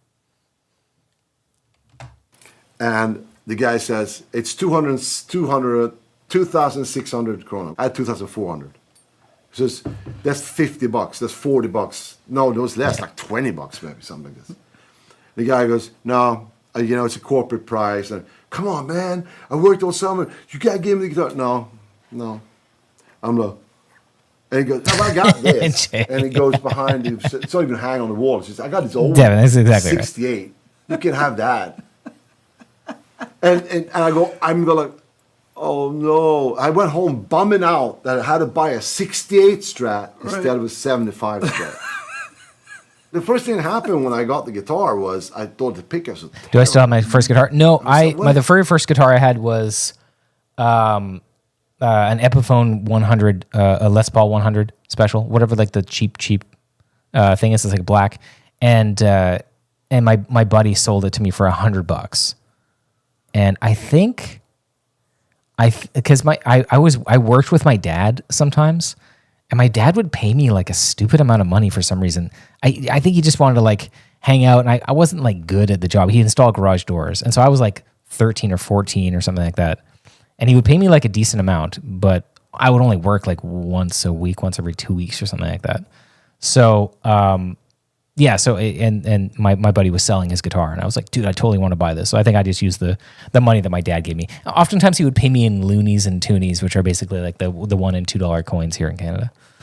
Yeah, it doesn't sound as cool as his story, I didn't paint a whole house, and again, I'm not saying he's lying, but it's just I don't know. It's just I was excited. And the first guitar, I loved that guitar, but then I started like putting stickers on it and really fucking it up. And then I got, yeah. And then I got, I had another buddy who started playing guitar. I think he was trying to play guitar just because I wanted to play guitar. Him and I like the same music. So he bought like an Ibanez, not like a Geo. It's like the the thing that came before the Geo, like a really like low quality Ibanez starter guitar, and it was like blue. I can't remember what model it is, a 160 or something like that, or a 140 or a 70, or it was like one of those RG120. Yeah, maybe one of those. Yeah, and so he bought that, and then he just left it in my house, and he stopped playing guitar, so I just like kind of inherited it, and that was my first like kind of shred style guitar. Yeah, he never asked for it back or anything, but it was a cool guitar to play around with. But eventually, all the guitars in my house always got taken apart. I always would take them apart and try to figure out how they worked and put them back together. And sometimes I would forget to put them back together. Sometimes it was just like a Floyd Rose bridge just sitting on my windowsill, and I'd be like, I guess I don't even know, like what am I doing with this? Like, you know, how old am I? I'm 36 next month. What's wrong? There's something wrong with it, you know. I just found out that unfortunately that's where they were. What about the scalloping? When did that? Yeah, that was another thing too. Since I was playing guitar all the time, I didn't go to school. Mm-hmm. So they said, oh, we got this luthier in the city. You could be apprentice there, and if that would count as you did. You know, Sweden didn't have homeschooling. Right. You go to school; it's a law. You know. So it's apprentice. So I went there. That is pretty sweet if you get to go to. That is pretty sweet. If you are, you know, if you're able to go to apprentice with a guitar luthier, that's pretty sweet. I always like kind of imagine myself making guitars one day. You know, it's like it's such a cool. Like I tried to make one in high school, but I just fucked it up. I didn't have anybody like around me that knew how to do it. There was one guy, but I didn't know him well enough, and he actually like kept pictures of his guitars that he made in his wallet. And yeah, he made some pretty cool kind of homemade stuff, and I really looked up to him, but I didn't really know him well enough. He was like 5 years older than me, and he was too busy doing other stuff. But he ended up actually making guitars. I think he lives near Vancouver Island now, and he, yeah, I don't know if he still makes guitars now, but yeah, pretty cool. I tried and I blew it. Stradivarius violins and stuff like this, and Nurek things too. I remember one guy came in with an Explorer with a busted headstock, and they fixed it. You couldn't even see the wood grain, nothing. It was sick. So one day, a 17th I love Yngwie century saying Duke sick. It's such a funny. And the neck had this really weird cutouts, like this. I said, I'm gonna try this. I don't know who invented scallop frets. I don't know. Maybe it was Yngwie. I don't know. Nice, you know. So I started doing it on all of them. Do the half round file, just go. I guess he just said what happened. Old, like this. I said, I'm gonna try this. I just like it. I did one of those crappy. Yeah, so he saw somebody else do it. Oh, nice, you know. Scallops round. So I started doing it on all of them. Do the half round file, just go. Yeah. I think that Yngwie definitely popularized them in sort of like the modern guitar kind of zeitgeist, not ethos. I don't know. I think he probably was, as much as like Steve Vai invented 7-string electric guitars, Yngwie probably introduced, the Pantheon, probably popularized. Although I don't think scalp guitars are really popular. You know, it's sort of like a novelty that I don't really know if it caught on too much. I don't think I've never owned a guitar with scallop frets. Steve said he heard 7 strings first from Korn. Yeah, and I'm sure that there were 7-string guitars that were made before Ibanez made the first production model 7-string, which I think was the Universe, right? But you know, there just wasn't any production model ones. I'm sure there was plenty of custom ones. You know, you had 10-string guitars, you had doubled up strings, you had 12. You had all sorts of different types of string guitars. But yeah, the first production model I think was the 7-string Universe. Let me know if I'm wrong there. What did you notice when you scalloped the scallop? What I noticed was that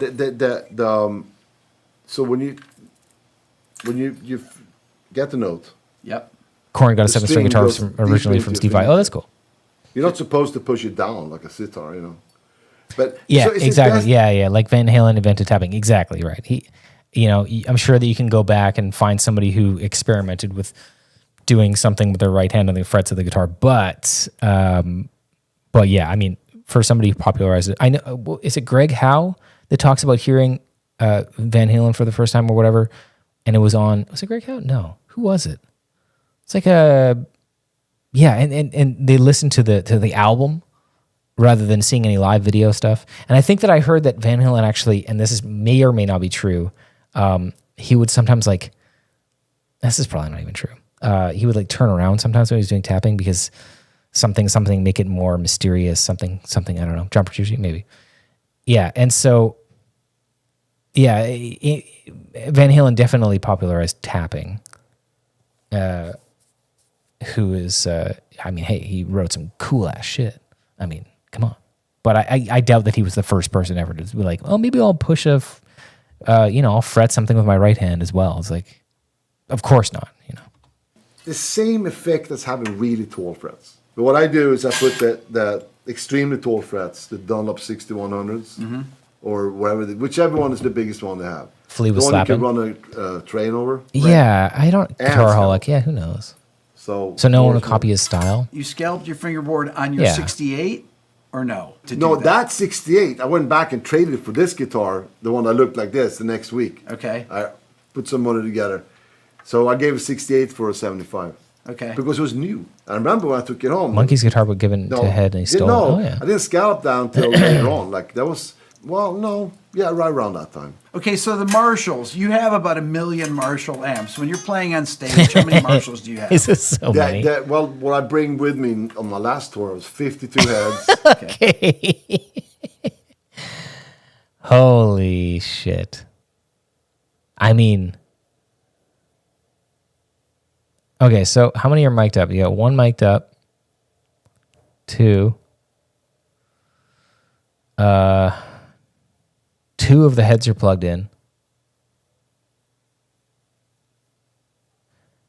Yeah, I don't. That is an insane picture. And that again, when I saw him in Orange County, the drums were not in front of the cabs; they were beside the cabs. These are cardboard cutouts. I'm sure plenty of them are dummy cabs.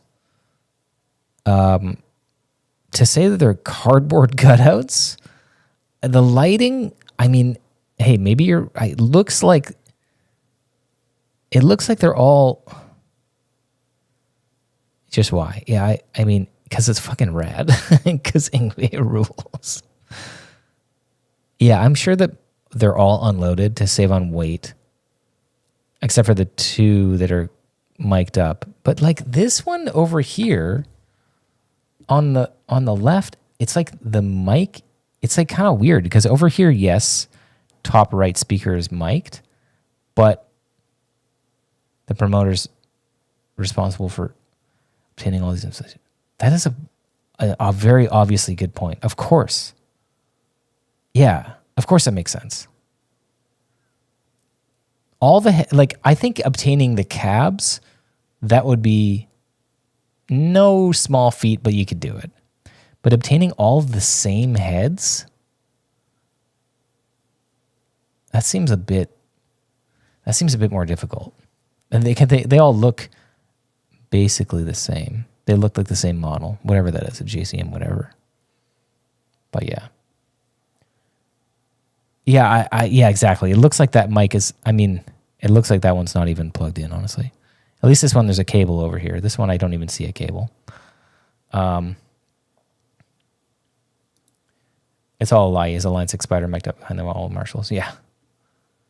He must have the most jack And I think it was roadies. 24 cabinets. I'm not sure. 24 Okay, when did you cabinets. get your first Marshall, and why do you play Plexis? Tell me about this. So in 74, 75, somebody at Marshall finally realized why people bought their amps. Okay. Was because of the distortion. The problem is, with a 4-input Marshall like that, if you don't turn it all the way up, it doesn't distort. Right. So Okay, hold on. Jay, you said, I worked for ACDC at Wembley once, and the video audio villages either side had tarps made up to look like Marshall stacks.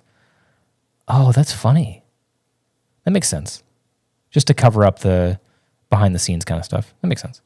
What they did That's is cool, though. split They're smart. The preamp and the power amp levels. So you could have the power amp literally not working and the preamp full. Right. And they're also called master volume amps. Yes. When they came out, they sold everybody wanted them. Took advantage of that because those 4-input ones that are now very valuable, Yes. all of a sudden people didn't, they use them for old boat anchor, you know. How much did you buy those? Like $30. That's pretty cool. You told me that last night, Yeah. and I was laughing at that. That's Yeah, insane. and I one time I had a Boss pedal. Nothing wrong with Boss pedals. I traded it for Mark II 50 watt.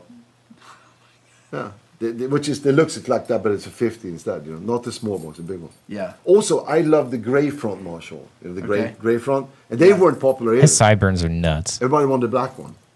So I ended They up go getting so gray ones, which far. I really preferred anyway. Then later on, I realized that these amps here are superior because they have what's called a linear signal. Like your input signal is linear. If you have something you can change the preamp and power amp relation, it will go like this. So your EL34s are not working, but your preamp is. So you get half the, you know, because they, I don't know if you can tell here, but you're supposed to have like these. It's not like attack from the compression of the tubes or something. I think. Which is coming from the power amp. And you also prefer 75 watt Celestials. Yes, I do. Because why? There's a concept that again, it didn't happen overnight. You know. Yeah. Some people like to have these super distortion pickups. You know, like hot pickups. So it's basically a dirty signal from the guitar. From the guitar, yeah. And then they have whatever they use, and then I like the greenbacks because you know the 25s and 30s and stuff.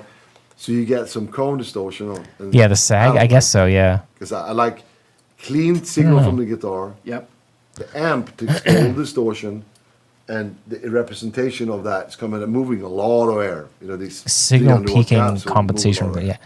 Yeah. So that's just a I don't concept, really. like start clean and clean, basically, and then your dirt is in the middle. Okay, so going back to learning stuff, you said you learned scales on your own. Not quite on my own because I grew up in a household, but people would talk about modes and scales. You know, my uncle and my aunt, opera singers in the Royal Opera. Okay. And they would play the piano and sing all day That's long. pretty sweet. It was almost like I didn't have that when I was a kid. My mom had a piano, and my dad didn't. My dad liked music, but never played it. And my mom, I'm not sure that she likes music. I don't know. I can't be sure. She definitely doesn't like the music that I write. But yeah, and my dad, he liked music a lot. And him and I, when I would spend time with him, he would put on, like we would listen to Nirvana, we would listen to Black Sabbath, like a kind of a mix of like older and newer kind of stuff. Listen to Queen. He loved Led Zeppelin. I never really liked Led Zeppelin. But yeah, he liked music. And when I started playing guitar, I remember he was very excited, and I played guitar for him a little bit, but I was such a beginner guitar player at the time. Your dad loved country music and Christian rock. Oh yeah, there you go. Yeah, my dad didn't like country music, and my dad was a hardcore atheist, so he didn't like any Christian rock. Your uncle was the one who put me on music as a whole and even gave me my first guitar. Oh, that's really cool. See, I feel like a lot of people had an uncle, like a musical uncle, like a cool guy that had like a jam space. I had some buddies like that too. Like, oh, I'm going to go jam with my uncle. I'm like, oh, damn, really? My uncle Scott played drums and guitar just like Van Halen. Was much inspiration for me as a kid, as a guitar player, as a young kid. Listening to the triplet tapping was insane. Oh, yeah.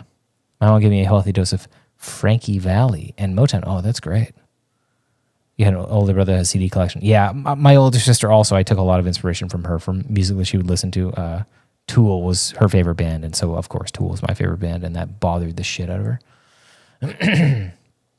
My dad took me to my first Ozfest in '02. Oh, that's so cool. Knocker, who played Ozfest that year?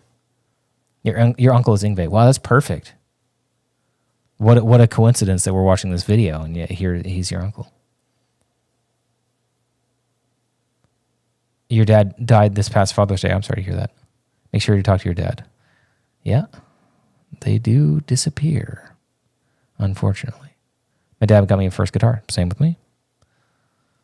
Warrior is an absolute legend. If you haven't heard, check out the 74 Hours tour. Yeah, what was the '02?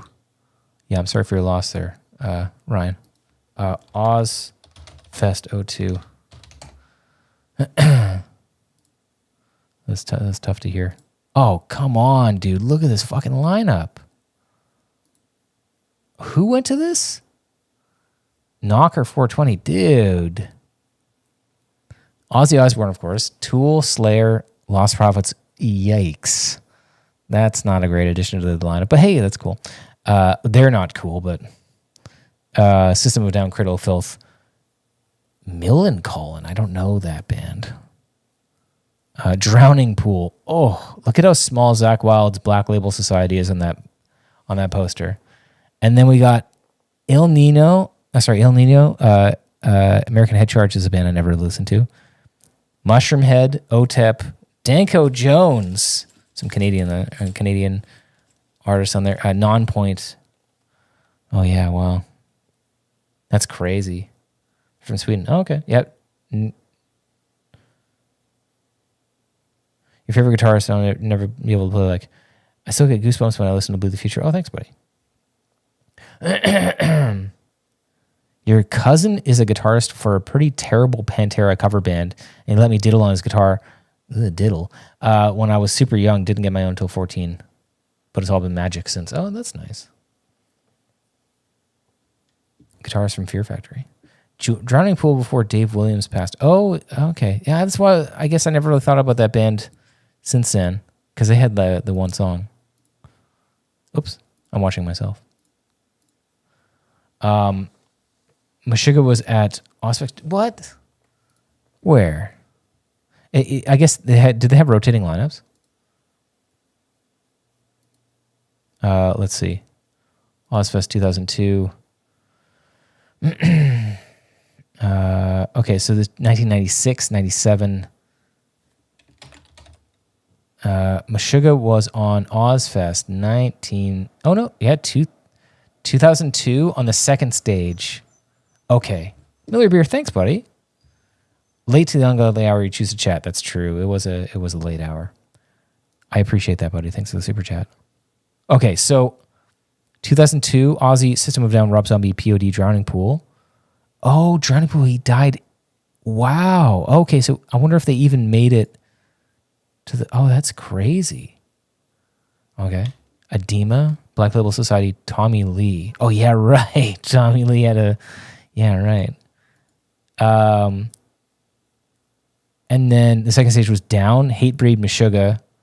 Oh, man, that's sweet. When did they start? The band started in 1987? Holy shit.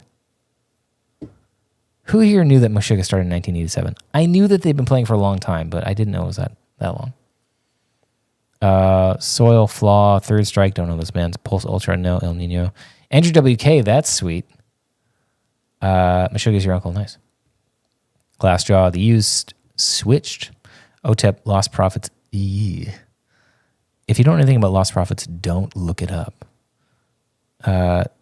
Just stay totally ignorant to the stuff that's going on with that band, or the stuff that happened. Don't read anything. See their Mushroomhead, Chevelle. Oh, Chevelle, dude. Neurotica and the Apex Theory, dude. Damn. Oh, a nice little sound effect there. That's sweet. This tour was Australia. Yeah, we did Japan and Australia. It was great. Earlier stuff is just still heavy. Yeah, dude. Fuck yeah. Earlier Meshuggah, so sick. I gotta be honest. I I think I got to stand up and walk around. I've been sitting here for 2 hours. Guys, I hope you guys had fun. We watched most of this interview. Maybe we'll continue it next time. I'm sure that you could just watch it by yourself if you want as well. I appreciate you hanging out with me. I mean, it's just, I was doing nothing. I want to hang out, wanted to see what everybody's going on and what everybody has going on. Okay, can I quickly say one thing? One thing. I have a friend on tour right now, and I want to make sure that some people go to their shows. You probably know this band if you've watched some stuff on this channel. The band is called Infuri. They're on tour right now with First Fragment, Summoning the Lich, and I don't know the other band. I can't quite read that. But it's among their first headline. It's their first big headliner anyway. Infuri is a very, very good band. They just put a new song, I think, actually, too. Their first show in Chicago was last night, and they had a hell of a time. They had a great time. They're playing a bunch. They're actually playing in Vancouver. I'll go catch them in Vancouver here. I'm going to read these dates out. If you want to go check out a very technical tour package, lots of crazy guitar playing, I mean, if you go to this and you play guitar, you're going to come back being like, holy shit, I need to practice. They're playing Iowa City tonight, Minneapolis on the 30th, Winnipeg on the 31st, Saskatoon on the 2nd, Edmonton on the 3rd, Calgary the 4th, Vancouver on the 6th, that's where I'm going to be, Seattle on the 7th, Portland on the 8th, somewhere in Cupertino in California on the 10th, I don't know, Fresno, California on the 11th, 12th is LA, 13th is Scottsdale, Arizona, 14th is Albuquerque, 15th is Denver, 16th is Oklahoma City, 17th is Austin, 18th is Fort Worth, 19th is Houston, 21st in Mobile, Alabama, 22nd is Orlando, 24th is Atlanta, 25th is Nashville. Tickets at rags2riffagetour.com.